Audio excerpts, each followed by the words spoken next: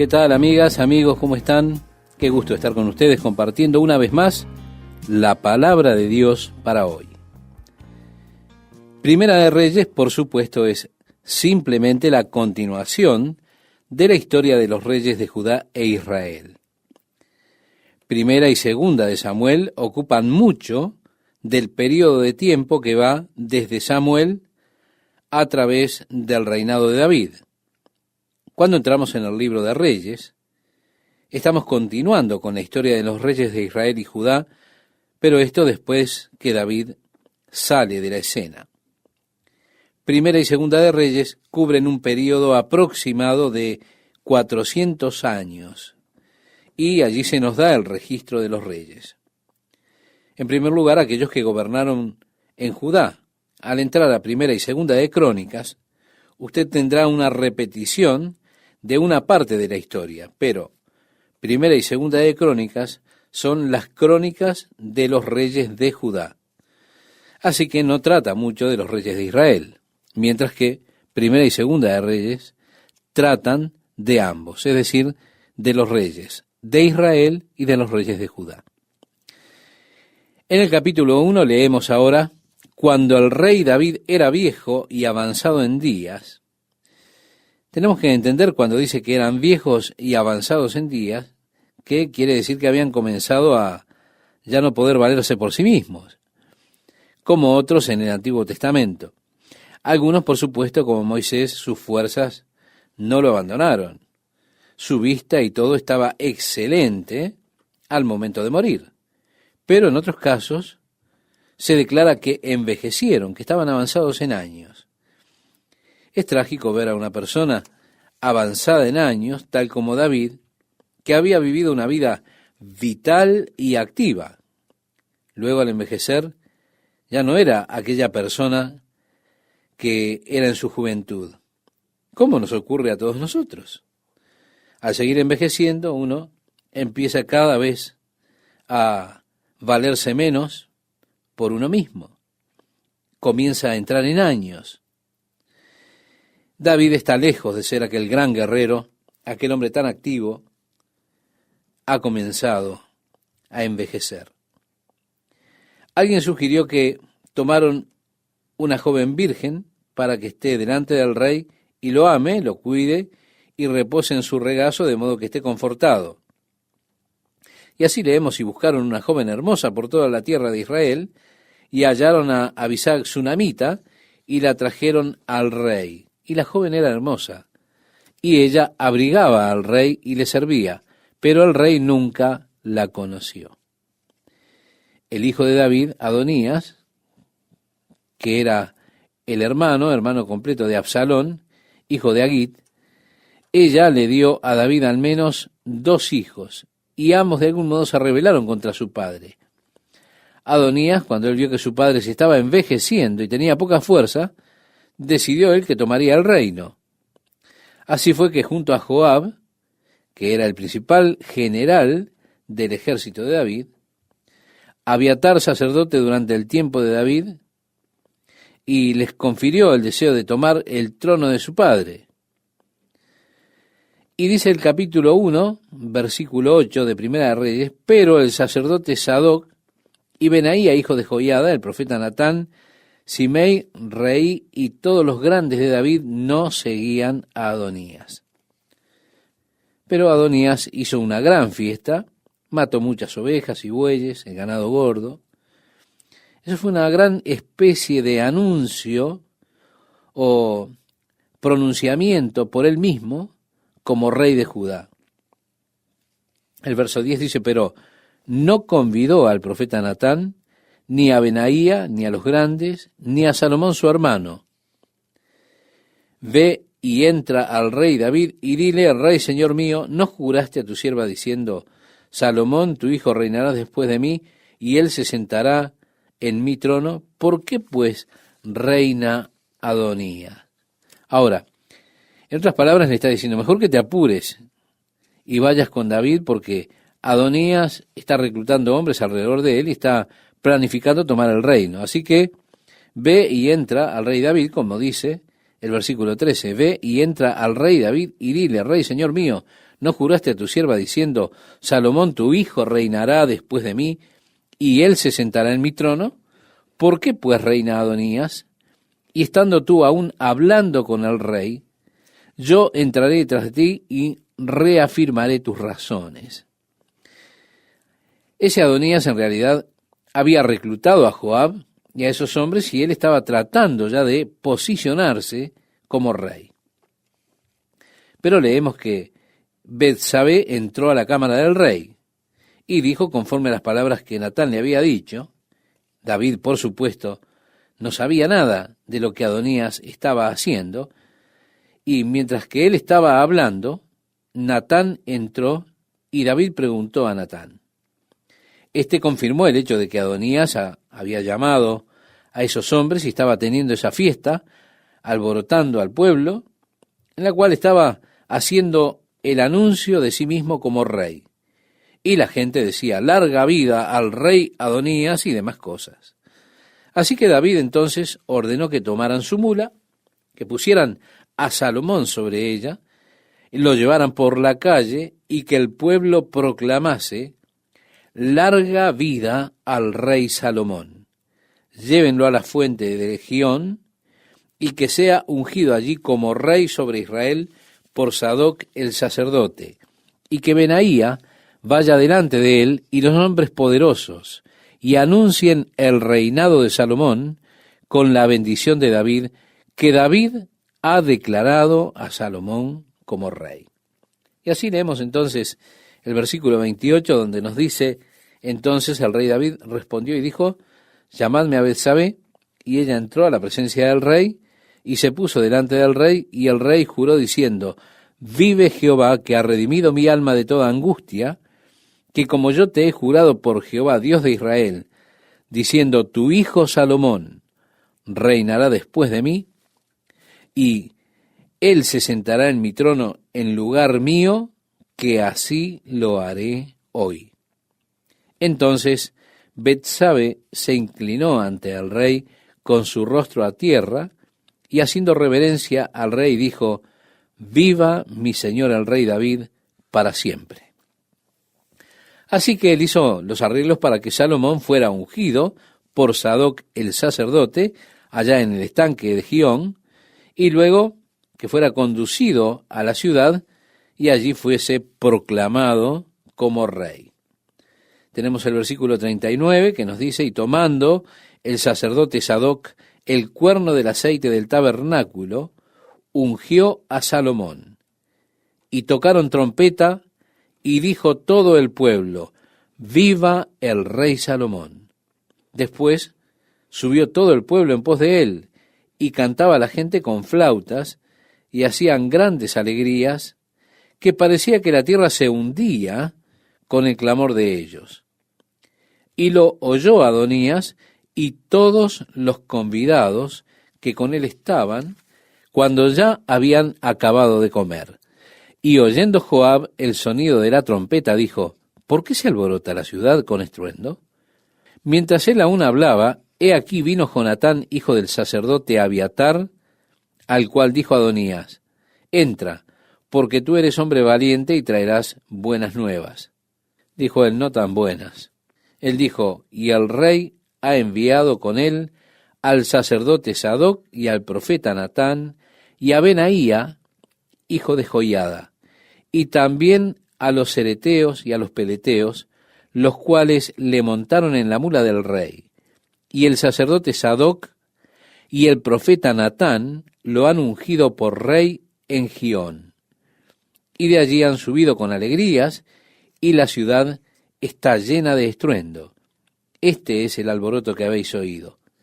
También Salomón se ha sentado en el trono del reino, y aun los siervos del rey han venido a bendecir a nuestro señor el rey David, diciendo, Dios haga bueno el nombre de Salomón más que tu nombre, y haga mayor su trono que el tuyo. Y el rey adoró en la cama. En otras palabras, estimado oyente, cuando ellos vinieron a David y le dijeron que Dios bendiga a tu hijo aún más de lo que has sido bendecido, David accedió y reconoció, ¿se da cuenta? Lo vemos por su reverencia al reinado de Salomón y la declaración del reino de Salomón, que sería grande, aún más grande que el de David. Un versículo aquí que se levanta especialmente en mi mente es el versículo 29, cuando David se dirige a su esposa Betsabé y le declaró: vive Jehová, que ha redimido mi alma de toda angustia. Qué glorioso testimonio es este. Ahora bien, él no dijo: el Señor guardó mi alma de toda angustia. Muchas veces las personas tienen un concepto equivocado acerca de que Dios de algún modo ha de darnos una inmunidad acerca de los problemas, de que de alguna forma seremos inmunes a cualquier angustia o vejación, pero no es así. Como hijos de Dios, enfrentamos situaciones de aflicción. No tenemos inmunidad en cuanto a los problemas. No tenemos inmunidad de los sufrimientos, de las heridas. No. Usted tampoco, estimado oyente. Pero una cosa sé, que Dios me librará de todas mis angustias. ¿Lo ve? La diferencia entre un cristiano y un no cristiano no es el hecho de que el cristiano no tiene angustias, no tiene problemas. No, porque tenemos tantos problemas como los tiene un impío, uno que no cree en Dios. La única cosa que tengo es que tengo a alguien que me redime de todas mis angustias, de todos mis problemas, de todas esas situaciones. Y los impíos no lo tienen. Tienen que hacer su camino lo mejor que puedan por ellos mismos o perecen en ellos. Pero como decía David, el Señor ha redimido mi alma de toda angustia. Sí, el Señor redimirá nuestra alma de todas nuestras angustias. Así que el apóstol Pablo habló diciendo: el cual nos libró y nos libra, y en quien esperamos que aún nos librará de tan grande muerte. Esto lo puede buscar usted en su Biblia, en la primera carta del apóstol Pablo a los Corintios, en el capítulo 1, versículo 10. Siendo un hijo de Dios, no le dio la clase de protección en contra de los problemas, en contra de las batallas. Si usted piensa que ser un cristiano significa que su vida habrá de ser un placer, ha de ser color de rosas, entonces usted un día se enfrentará a la dura realidad en su experiencia cristiana de que esto no es así. Si usted es un verdadero cristiano, ha de tener problemas. Si usted es un cristiano sin problemas, entonces algo no anda bien. Tiene que saber que como cristiano usted estará propenso a desanimarse cuando lleguen los problemas. Si usted sabe que como hijo de Dios ha de enfrentar problemas como cualquier otra persona, entonces también sabrá que el Señor estará junto a usted y le redimirá y le ayudará en sus problemas, le traerá victoria, y eso creo para mí es una cosa muy importante.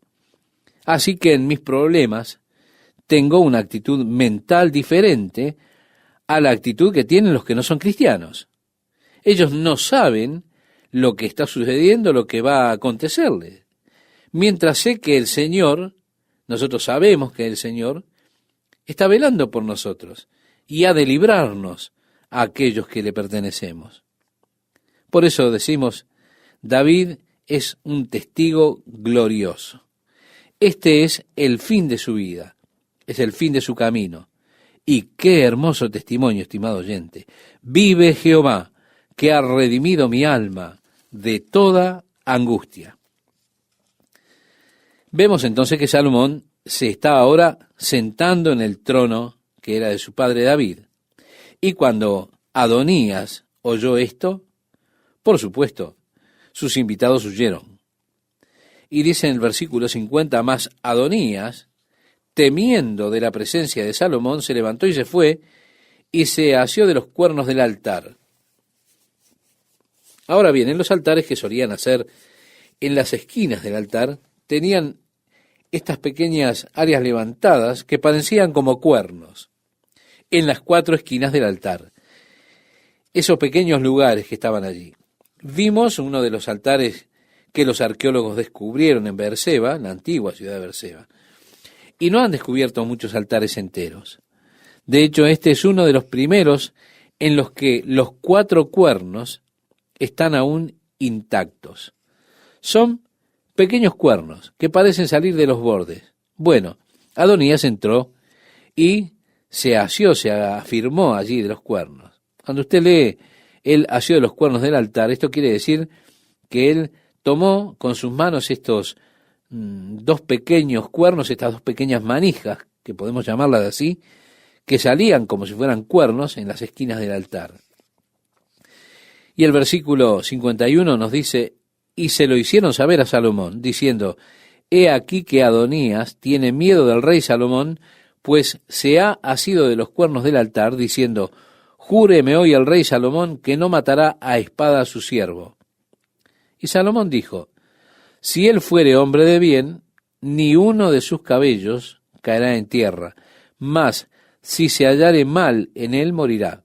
Y envió el rey Salomón, y lo trajeron del altar, y él vino, y se inclinó ante el rey Salomón. Y Salomón le dijo, vete a tu casa. Llegaron los días en que David había de morir, y ordenó a Salomón su hijo, diciendo, yo sigo el camino de todos en la tierra, esfuérzate y sé hombre. Vemos aquí algo que le dice el padre al hijo. Es un consejo típico de un padre, ¿verdad? Le está diciendo, muéstrate como un hombre, hijo. Sé fuerte, sé un hombre. Me resulta interesante que los últimos años de David pasaron con debilidades, en condiciones físicas malas, un hombre que debió haber estado en una tremenda forma en la flor de su vida, pero él habla acerca de esto que es una oración. Contigo desbarataré ejércitos, con mi Dios asaltaré muros. Recuerdan esta canción de David, que decíamos sería bueno que lo leyera como un salmo. Y usted ve el escabroso país al cual David huyó de Saúl, al desierto de Zif, y a Engadí, esta área dura. Usted entiende con esto que este hombre debía estar en la cumbre de su forma física para poder huir a esos lugares.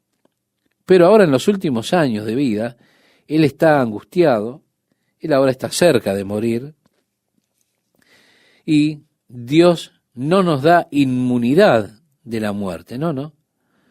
Dios no nos da inmunidad de las debilidades, quizá antes de la muerte.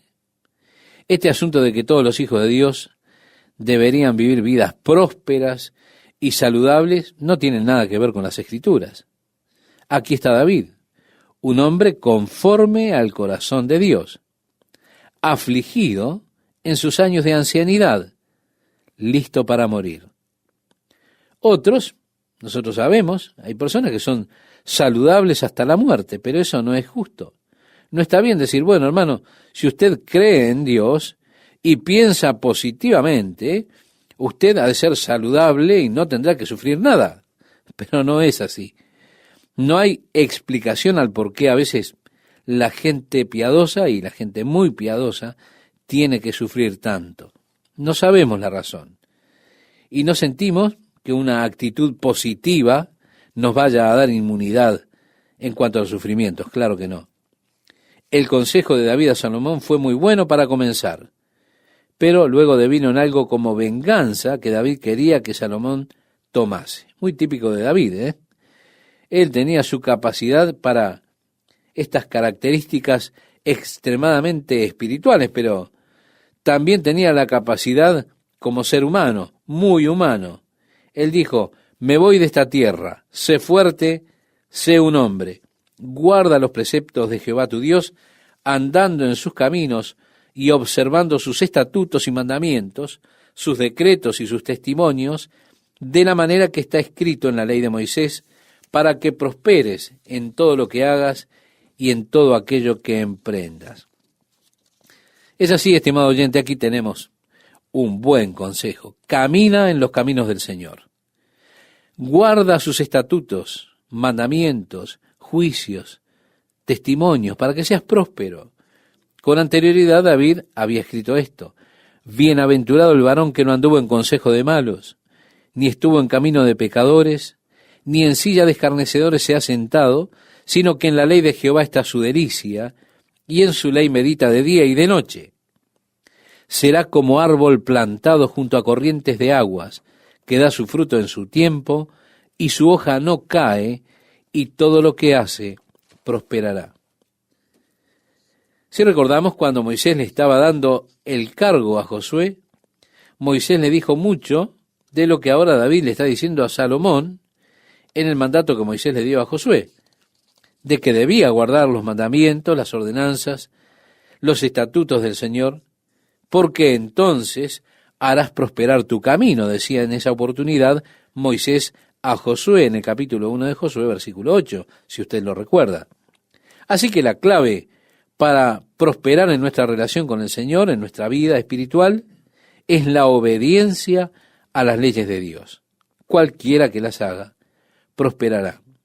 Así que, estimado oyente, terminamos entonces con este excelente consejo de David para su hijo. ¿Qué tal, amigas, amigos? ¿Cómo están? Qué placer estar con ustedes compartiendo un programa más de la palabra de Dios para hoy. Al comienzo, el consejo de David a Salomón fue muy bueno. Si usted recuerda, en la última emisión que tuvimos, hablábamos de este consejo, con eso terminábamos.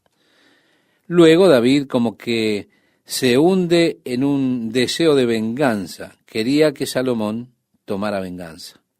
Algo muy típico de David. Él tenía estas capacidades con características extremadamente espirituales, pero también tenía esta capacidad de ser muy humano. Yo me alejaré de la tierra, le dijo a Salomón, sé fuerte, muestra que eres un hombre, le aconsejaba. Guarda los preceptos de Jehová tu Dios, andando en sus caminos y observando sus estatutos y mandamientos, sus decretos y sus testimonios, de la manera que está escrito en la ley de Moisés, para que prosperes en todo lo que hagas y en todo aquello que emprendas. Buen consejo. Camina en los caminos del Señor. Guarda sus estatutos, mandatos, juicios. La clave para la prosperidad es la obediencia a las leyes de Dios, para que prosperes en todo. Así que tenemos allí un excelente consejo de David a su hijo Salomón. Y David le recuerda acerca de la promesa condicional de Dios. Pero note que es una promesa condicional. Queremos ser reiterativos en esto. Están aquellos hoy en día que se llaman a sí mismos israelitas británicos, y ellos proclaman que el rey de Inglaterra es un descendiente directo de David, porque él es el único, lo que ellos dicen, monarquía continua. Dios prometió a David que siempre habría uno de su familia sentado en el trono, así que algunas de las tribus dicen que emigraron a Inglaterra, y las razas anglosajonas son realmente una parte de las 10 tribus perdidas, y ellos buscan rastrear nombres, ¿se da cuenta? Tantos que se llaman Jacobos y muchos otros de los varios nombres israelitas que se encuentran allí en Inglaterra y en toda Europa. Así que la premisa es que las 10 tribus perdidas son realmente las razas anglosajonas del día de hoy.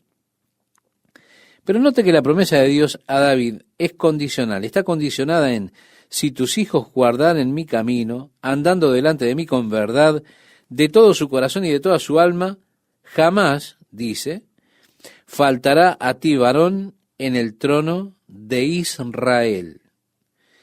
Esta no es una promesa sin condiciones, es una promesa condicionada. Y los descendientes de David no siguieron estas condiciones. Así que la historia de que Jeremías escondió a uno de los descendientes de David y escapó y finalmente fue a Inglaterra con él son solo conjeturas. Se carece de evidencia real, de pruebas para tal afirmación. La promesa a David, reitero, era condicional, que para el tiempo en que Judá cayó en el imperio babilónico, ellos estaban tan corruptos y se habían olvidado de Dios, ellos se habían vuelto tan impíos como las naciones que estaban alrededor de ellos, adorando así a otros dioses, a los dioses de aquellas naciones que estaban alrededor. Así que David tenía una promesa que era condicionada, una promesa de Dios. Sus descendientes no caminaron delante del Señor en verdad de esa manera, y así llegó el final. Aún así, la promesa a David debía cumplirse, y esto ocurre a través de Jesucristo, porque ese reino eterno que se le prometió a David se cumplirá cuando Cristo regrese nuevamente a este mundo. Allí se cumplirá y se sentará sobre el trono de David y sobre su reino, disponiéndolo y confirmándolo en juicio y en justicia, desde ahora y para siempre. El celo de Jehová de los ejércitos hará esto. Esta palabra está en el libro de Isaías, profeta, en el capítulo 9, el versículo 7. Si usted, estimado oyente, quisiera leerlo después, puede buscarlo. Así que Dios ha de cumplir su promesa, pero esto será a través de Jesucristo, cuando Jesucristo regrese otra vez para reinar. David era como nosotros. Él tenía rencores, enemistades y demás cosas. Así que él ahora habla con Salomón y le dice, este hombre Joab, amigo, era un dolor de cabeza para mí. Me dio muchos problemas. Él mató a Abner y también mató a Amasa. Y él no debía hacer eso. Así que no permitas que él vaya a la tumba en paz. Encárgate de él. Y en el versículo 7 del capítulo 2 nos dice, mas a los hijos de Barzillai Galaadita harás misericordia, que sean de los convidados a tu mesa, porque ellos vinieron de esta manera a mí cuando iba huyendo de Absalón tu hermano. Pero este hombre Simeí, el benjamita, recuerda que él fue quien desde la colina maldecía y me lanzaba piedras. No permitas que vaya a la tumba en paz. No lo absolverás, pues hombre sabio eres. Encárgate de él. ¿Se da cuenta? Así era David. Luego nos dice, y durmió David con sus padres, y fue sepultado en su ciudad. Los días que reinó David sobre Israel fueron 40 años. 7 años reinó en Hebrón, y 33 años reinó en Jerusalén. Y se sentó Salomón en el trono de David su padre, y su reino fue firme en gran manera. Entonces Adonías, hijo de Agit, vino a Betsabé, madre de Salomón, y ella le dijo, ¿es tu venida de paz? Él respondió, sí, de paz. Ahora yo te hago una petición, no me la niegues. Y ella le dijo, habla. Él entonces dijo, yo te ruego que hables al rey Salomón, porque él no te lo negará, para que me dé a Abisag sunamita por mujer. Y Betsabé dijo, bien, yo hablaré por ti al rey. Vino Betsabé al rey Salomón para hablarle por Adonías, y el rey se levantó a recibirla y se inclinó ante ella, y volvió a sentarse en su trono, e hizo traer una silla para su madre, la cual se sentó a su diestra. Y ella dijo, una pequeña petición pretendo de ti, no me la niegues. Y el rey le dijo, pide, madre mía, que yo no te la negaré. Y ella dijo, dese a Abisag sunamita por mujer a tu hermano Adonías. El rey Salomón respondió y dijo a su madre, ¿por qué pides a Abisag sunamita para Adonías? ¿Demanda también para él el reino?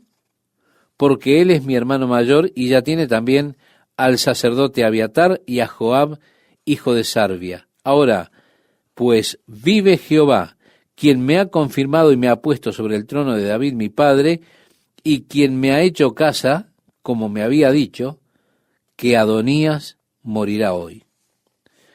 Una parte que venía como agregado con ascender al trono era recibir a las concubinas del rey anterior. Nosotros ya mencionamos esto cuando Absalón llegó a Jerusalén y levantó una carpa en el techo de la casa de David y tomó a las 10 concubinas que David había dejado para guardar la casa y estuvo con ellas allí en el techo. Eso, en cierto sentido, era una señal de ascensión al trono. David también había tomado algunas de las concubinas de Saúl cuando llegó al trono. Así que Salomón vio esto como un deseo de Adonías de querer quedarse con el reino. Esa es la forma en que Salomón interpreta el pedido de su madre. Así es que le dijo a la madre, ¿demanda también para él el reino? Quiero decir, él está molesto por esta petición que hace Adonías. Y el rey Salomón juró por Jehová, continúa diciendo la Escritura, diciendo, así me haga Dios y aún me añada, que contra su vida ha hablado Adonías estas palabras. Ahora pues vive Jehová, quien me ha confirmado y me ha puesto sobre el trono de David mi padre, y quien me ha hecho casa, como me había dicho, que Adonías morirá hoy. Entonces el rey Salomón envió por mano de Benaía, hijo de Joiada, el cual arremetió contra él y murió. Y luego Abiatar, el otro sacerdote que había ido con Adonías y conspiró con él en contra, o lo colocó a Adonías en el trono, Salomón lo desterró de servir en el sacerdocio. Lo quitó de los cultivos. Ese fue el final para él en lo que concierne al sacerdocio. De esa manera Dios cumplió, porque Abiatar era un descendiente de Elí. Dios cumplió la palabra por la cual él habló acerca de la casa de Elí.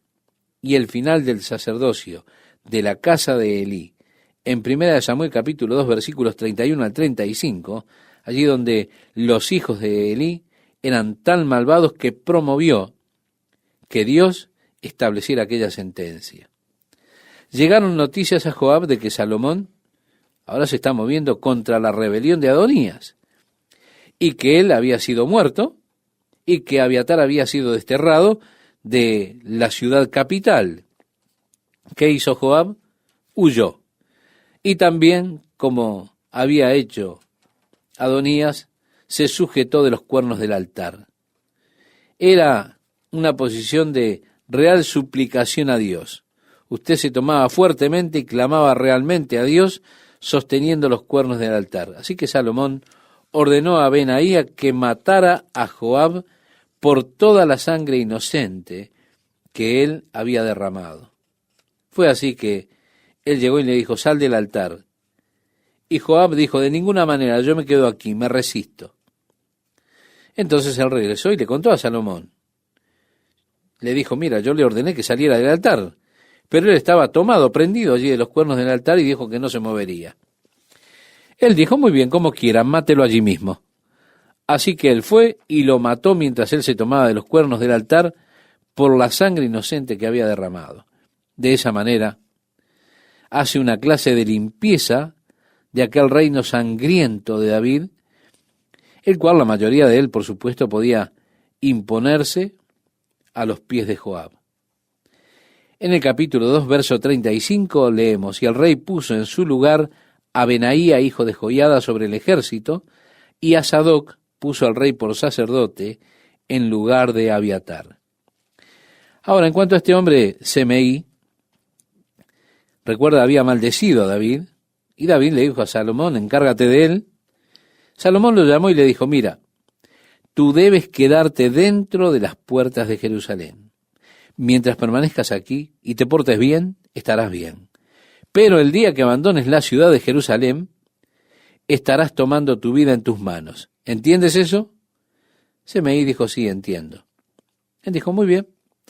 Así que Semeí vivió allí en Jerusalén un par de años, pero él tenía 2 siervos que se habían escapado y se fueron a Gat, una de las ciudades filisteas. Y él escuchó que los siervos estaban en la ciudad de Gat, así que abandonó la ciudad de Jerusalén para buscar a sus siervos. Y se le dijo al rey Salomón, Semeí ha dejado la ciudad. Fue así que cuando Semeí regresó, Salomón le dijo, ¿no entendiste que debías permanecer en la ciudad?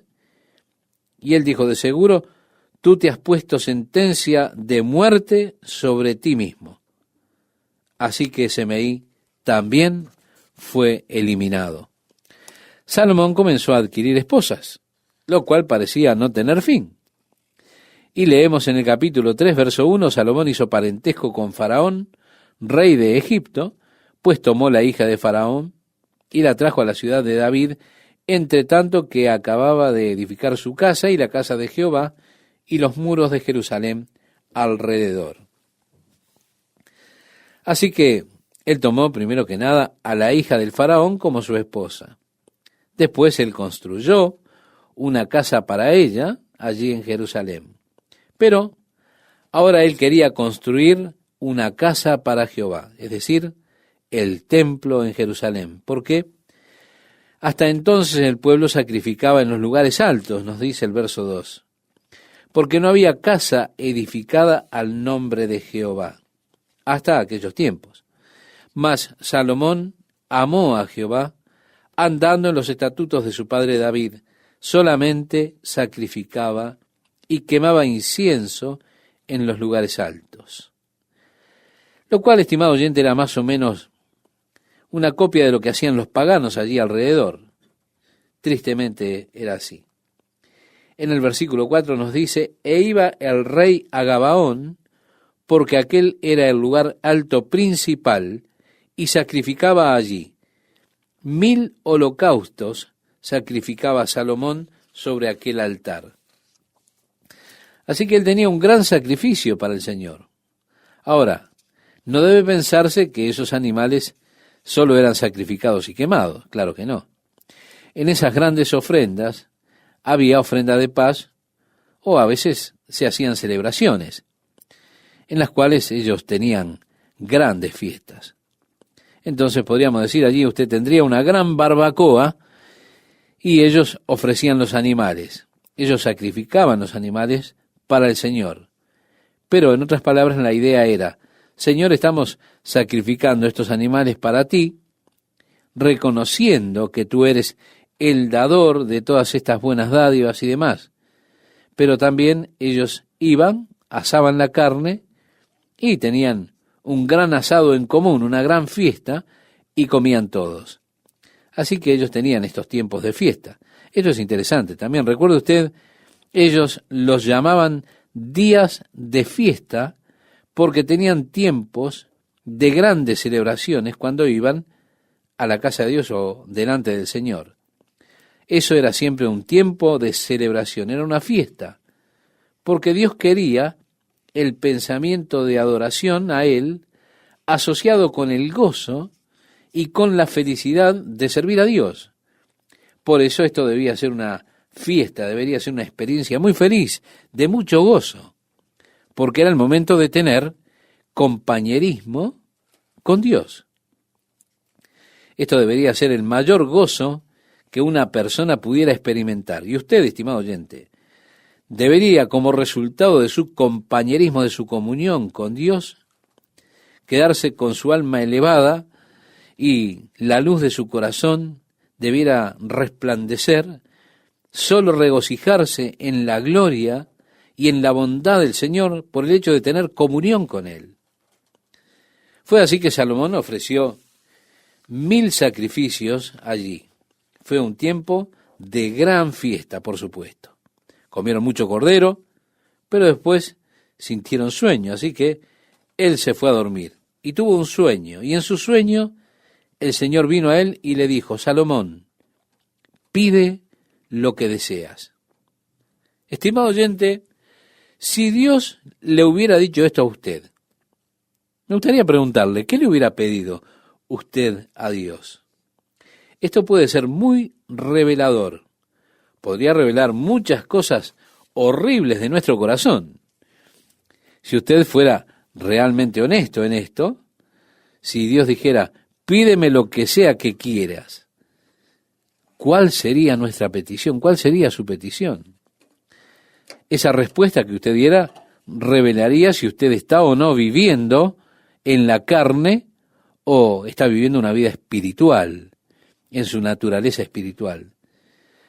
Si su deseo fuera de muchas riquezas, si su deseo fuera mucha fama, honor y glorias humanas, eso sin duda significaría que de alguna forma usted aún está sufriendo bajo la ilusión de que usted puede un día tal vez encontrar satisfacción en su vieja naturaleza, en su carne, en las cosas de los deseos de la carne. Pero que nunca acontezca esto. Ahora, si su respuesta es, oh Dios, lo que yo quiero es caminar contigo en plena comunión. Señor, que yo sea la persona que tú quieres que yo sea. Oh, si su respuesta es acerca de estas cosas espirituales, entonces esto indica también el hecho de que su corazón está realmente según Dios y está pensando en las cosas de Dios, porque lo que usted desea son beneficios espirituales. Volviendo a Salomón, vemos que él dijo, Señor, aquí estoy sentado en el trono de mi padre David, gobernando sobre tu pueblo, un gran número y multitud, tanto que no pueden ser contados. Y Señor, yo realmente no sé lo que estoy haciendo. Soy novato en esto. Yo no sé lo que se supone un rey debe ser. No sé cómo estar delante de las personas. Señor, hay muchas decisiones importantes que deben tomarse y las personas me buscan para que juzgue. Concédeme, Señor, que tenga sabiduría y entendimiento para poder discernir apropiadamente y juzgar sobre este pueblo. Nos dice la Biblia que le agradó al Señor, y el Señor le dijo así, ¿por qué has demandado esto? Y no pediste para ti muchos días, ni pediste para ti riquezas, ni pediste la vida de tus enemigos, sino que demandaste para ti inteligencia para oír juicio. He aquí, lo he hecho conforme a tus palabras. He aquí que te he dado corazón sabio y entendido, tanto que no ha habido antes de ti otro como tú, ni después de ti se levantará otro como tú. Qué hermosa oración, qué hermoso pedido el de Salomón, ¿verdad, estimado oyente? Nosotros terminamos esta parte con este pedido de Salomón y también con la reflexión. ¿Qué pediríamos nosotros si Dios nos dijera pide lo que quieras? ¿Seríamos como Salomón? Quiera Dios que sea así. Mientras usted, estimado oyente, encuentra el pasaje citado por Esteban, quiero aprovechar estos momentos para saludarle y animarle a que continúe con nosotros en cada emisión de la palabra de Dios para hoy. Dice así este pasaje que seleccionamos para este día, mas Salomón amó a Jehová andando en los estatutos de su padre David. Solamente sacrificaba y quemaba incienso en los lugares altos. Lo que estaba más o menos haciendo era copiando de los paganos las costumbres que ellos tenían allí en esas ciudades alrededor de ellos. Dice además, e iba el rey a Gabaón, porque aquel era el lugar alto principal, y sacrificaba allí. 1000 holocaustos sacrificaba Salomón sobre aquel lugar. Bien, él hizo un gran sacrificio para Dios. En estas grandes ofrendas, eran ofrendas de paz, la idea era, Señor, estamos sacrificando estos animales para ti, en reconocimiento de que tú eres el dador de todo buen don y demás cosas. Pero luego proseguían, rostizaban la carne y tenían un gran asado en común. Y cada uno comía de aquellos animales. Así que eran momentos de festejo, de gran alegría. Es interesante, si usted recuerda, fueron llamados aquellos días festivos, porque Dios quiso que el pensamiento de adorarle a Él esté asociado con la idea de una gran alegría, una gran felicidad por el servicio a Dios. Esto debería ser una experiencia de sumo gozo y de gran alegría. Es que la comunión con Dios debiera ser para nosotros el gozo más grande que pudiéramos experimentar. Siempre debería salir de un encuentro con Dios, con su alma llena de regocijo, con su corazón lleno de luz, gozándose por la bondad del Señor. Así que Salomón ofreció 1000 sacrificios allí. Fue, reitero, un tiempo de gran fiesta. Por supuesto, usted come mucho cordero y esto le hace venir cierta modorra. Por eso es que Salomón se fue a dormir, tuvo sueño. Y allí cuando durmió tuvo un sueño, y en su sueño el Señor vino a él y le dijo: Salomón, pídeme lo que quisieras. Decíamos en el programa anterior, estimado oyente, y así concluíamos: si Dios le dijera eso a usted, ¿qué sería lo que usted pediría? Esto sin duda puede ser muy revelador, puede revelar una horrible cantidad de cosas acerca de uno mismo.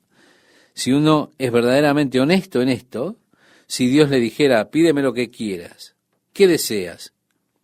Su respuesta a esta propuesta de Dios revelaría sin duda si usted está o no viviendo para la carne, para su vieja naturaleza, o para el espíritu, una vida en el plano espiritual, en el plano superior.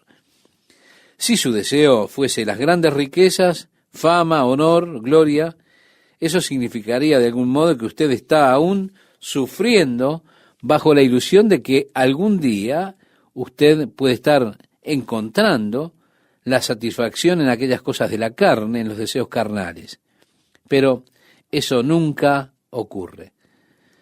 Ahora, si su respuesta tiene que ver con las cosas espirituales, eso indica que su corazón es un corazón conforme a Dios y a las cosas de Dios, porque usted lo que desea son beneficios espirituales. Salomón dijo: Señor, aquí estoy sentado en el trono de mi Padre. Estoy gobernando sobre tu pueblo, un gran número y multitud que no pueden ser contados. Y Señor, no sé qué es lo que estoy haciendo. Soy un novato en esto. No sé qué es lo que se supone que haga un rey. No sé cómo ir y salir delante del pueblo. Señor, hay muchas decisiones importantes que tienen que ser hechas y las personas me buscan para impartir justicia. Concédeme, Señor, que tenga sabiduría y entendimiento para que apropiadamente discierna y juzgue sobre estas personas. Estimado oyente, esto le agradó al Señor. El Señor le dijo: ¿por qué has demandado esto? Y no pediste para ti muchos días, ni pediste para ti riquezas, ni pediste la vida de tus enemigos, sino que demandaste para ti inteligencia para oír juicio. He aquí, lo he hecho conforme a tus palabras. He aquí que te he dado corazón sabio y entendido, tanto que no ha habido antes de ti otro como tú, ni después de ti se levantará otro como tú. Ahora, al ir usted al capítulo 4, en el versículo 29, usted encuentra: y Dios dio a Salomón sabiduría y prudencia muy grandes, y anchura de corazón como la arena que está a la orilla del mar. Era mayor la sabiduría de Salomón que la de todos los orientales y que toda la sabiduría de los egipcios. Aún fue más sabio que todos los hombres, más que Etán Esraíta y que Emán, Calcol y Darda, hijos de Maol, y fue conocido entre todas las naciones de alrededor, y compuso 3000 proverbios, y sus cantares fueron 1005. También disertó sobre los árboles, desde el cedro del Líbano hasta el hisopo que nace en la pared. Asimismo disertó sobre los animales, sobre las aves, sobre los reptiles y sobre los peces. Y para oír la sabiduría de Salomón, venían de todos los pueblos y de todos los reyes de la tierra, a donde había llegado la fama de su sabiduría. Dios, dame sabiduría. Eso es lo que dijo Salomón. Y Dios dijo: porque me pediste sabiduría, entendimiento, habré de dártela a ti. Pero también habré de darte lo que tú no pediste: grandes riquezas y honor. Y si caminas en mis mandamientos, te daré larga vida. Nuevamente, estimado oyente, esa es una condición. Ahora, el principio es establecido por el mismo Jesucristo, que dijo: mas buscad el reino de Dios y su justicia, y todas las demás cosas os serán añadidas. Recuerda esto del Sermón del Monte, en el Evangelio de Mateo, capítulo 6, versículo 33. Usted lo puede anotar y después lo puede buscar y leerlo allí en su hogar. Ahora bien, está equivocado para nosotros pensar que las riquezas son o bien signos de espiritualidad o signos de moralidad. Las riquezas pueden ser un problema emocional. De hecho, se volvió esto para Salomón. La Biblia dice, ni en la rapiña no os envanezcáis. Si se aumentan las riquezas, no pongáis el corazón en ellas. Esto dice en el Salmo 62, versículo 10. No busquéis ser ricos. Sí, estimado oyente, eso nunca debería ser una meta o una ambición en nuestra vida, buscar ser ricos. Porque la Biblia dice que los que quieren enriquecerse caen en tentación y lazo y en muchas codicias necias y dañosas que hunden a los hombres en destrucción y perdición. Este era el sano consejo del apóstol Pablo a su hijo en la fe, Timoteo, en su primera carta, el capítulo 6, versículo 9.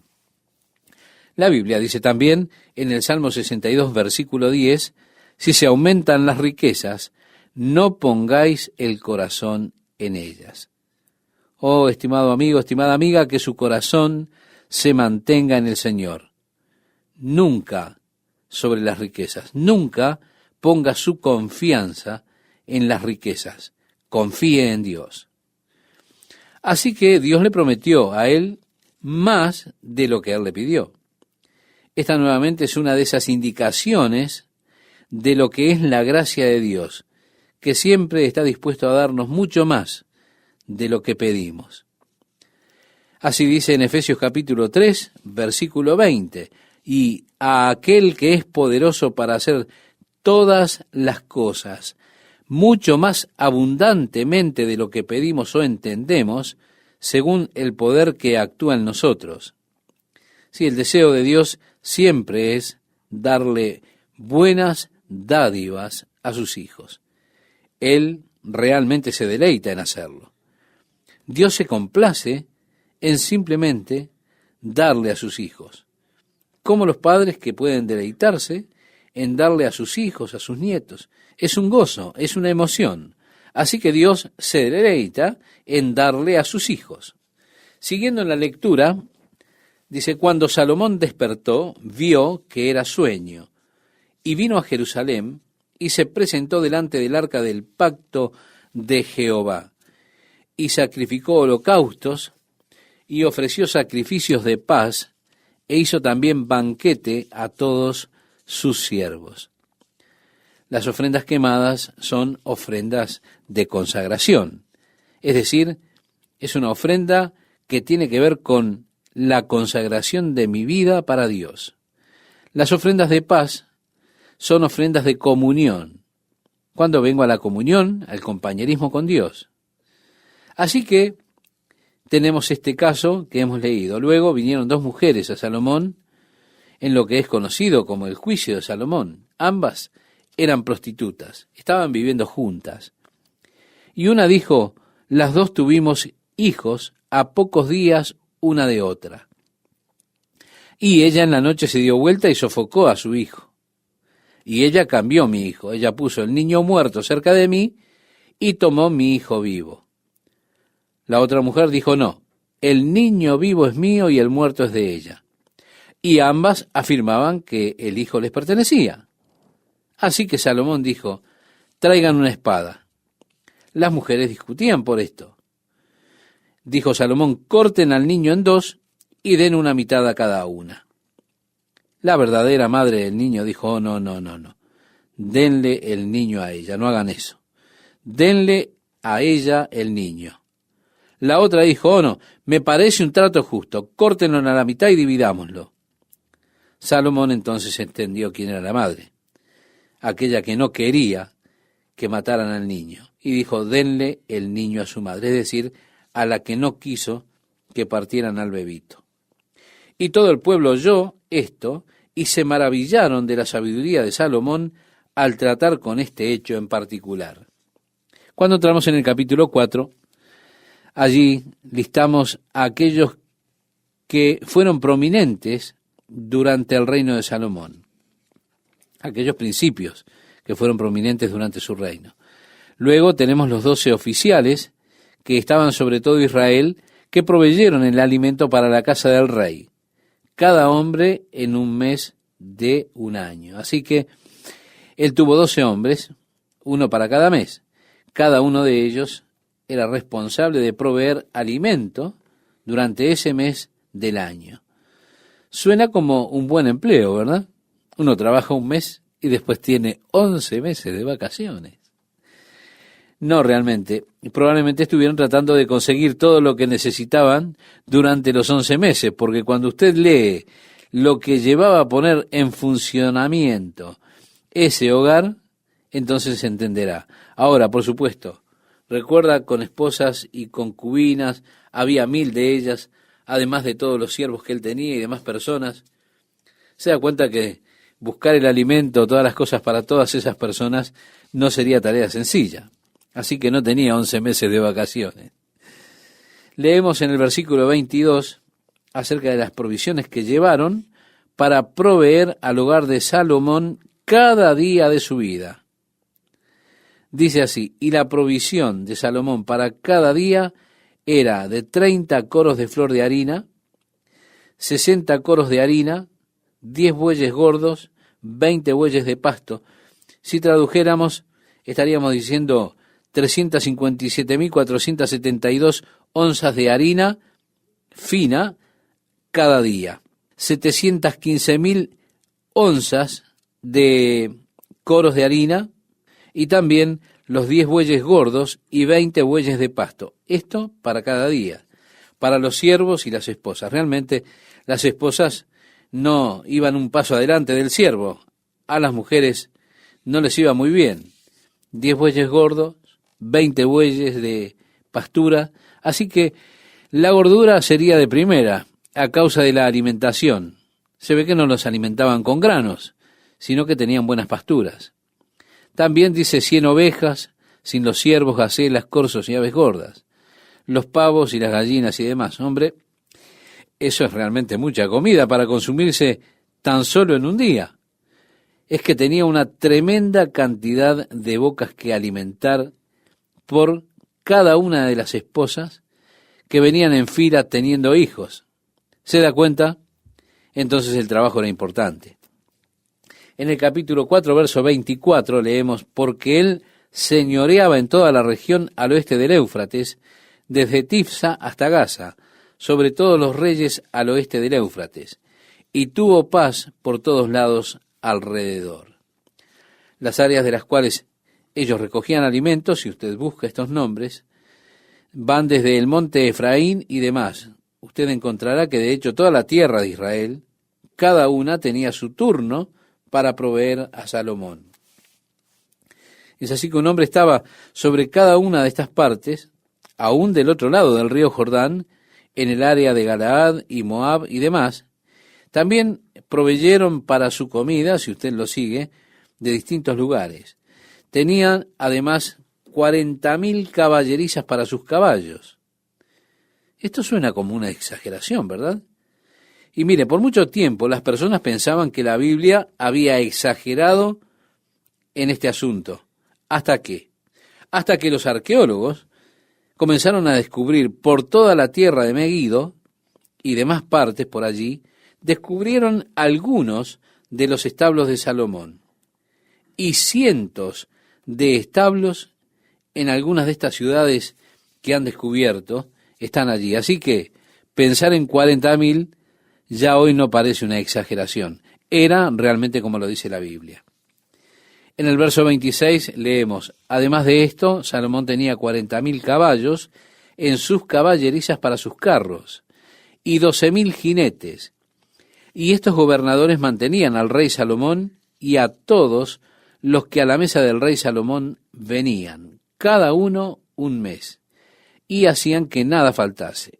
Hacían también traer cebada y paja para los caballos y para las bestias de carga al lugar donde él estaba, cada uno conforme al turno que tenía. Y Dios dio a Salomón. Bueno, vamos a seguir leyendo después. Así, a los que nos referíamos anteriormente, también los muchos proverbios, que sin duda usted conoce, por ejemplo, el libro de Proverbios. Está allí y tenemos un capítulo para cada día del mes, 31 capítulos. Bien, muchos de los proverbios tratan acerca de la disciplina que deben tener los hijos. Sin duda porque Salomón observó los errores que había cometido su padre David. Hay un versículo allí que David nunca corrigió a Adonías. Nunca lo corrigió, nunca le dijo, ¿por qué haces esto, Adonías, hijo mío? Nunca le habló una palabra de corrección a Adonías. Y Adonías, por supuesto, más tarde se rebela en contra de su padre David, el cual probablemente impulsó a Salomón a escribir uno de los proverbios que dice así: la vara y la corrección dan sabiduría, mas el muchacho consentido avergonzará a su madre. Usted puede encontrar este proverbio en el capítulo 29, verso 15. También hay otro que dice: la necedad está ligada en el corazón del muchacho, mas la vara de la corrección la alejará de él. O no rehúses corregir al muchacho, porque si lo castigas con vara, no morirá. Escatima la vara y consentir a tu hijo. Mire, quiero comentarle algo, estimado oyente. Mi hijo solía pensar de eso como un mandamiento. Él no lo podía entender. Él pensaba que él se suponía tenía que ser consentido. Él decía, pero la Biblia dice, escatima la vara y consiente a tu hijo. Eso es lo que quiere decir. Qué interesante las formas en que las personas quieren acomodar las escrituras para acomodarse también ellos. Hiram, rey de Tiro, continúa la lectura, envió también sus siervos a Salomón, luego que oyó que lo habían ungido por rey en lugar de su padre, porque Hiram siempre había amado a David. Entonces Salomón envió a decir a Hiram, tú sabes que mi padre David no pudo edificar casa al nombre de Jehová su Dios por las guerras que le rodearon, hasta que Jehová puso sus enemigos bajo las plantas de sus pies. Ahora Jehová mi Dios me ha dado paz por todas partes, pues ni hay adversarios ni mal que temer. Yo, por tanto, he determinado ahora edificar casa al nombre de Jehová mi Dios, según lo que Jehová habló a David mi padre, diciendo, tu hijo, a quien yo pondré en lugar tuyo en tu trono, él edificará casa a mi nombre. Manda pues ahora que me corten cedros del Líbano, y mis siervos estarán con los tuyos, y yo te daré por tus siervos el salario que tú dijeres, porque tú sabes bien que ninguno hay entre nosotros que sepa labrar madera como los sidonios. Cuando Hiram oyó las palabras de Salomón, se alegró en gran manera y dijo, bendito sea hoy Jehová, que dio hijo sabio a David sobre este pueblo tan grande. Así Hiram se regocijó en que Salomón tenía tal sabiduría cuando comenzó a reinar en lugar de David, su padre. Y concluimos con el versículo 8 del capítulo 5, si usted me acompaña en la lectura, estimado oyente, nos dice así, y envió Hiram a decir a Salomón, he oído lo que me mandaste a decir, yo haré todo lo que te plazca acerca de la madera de cedro y la madera de ciprés.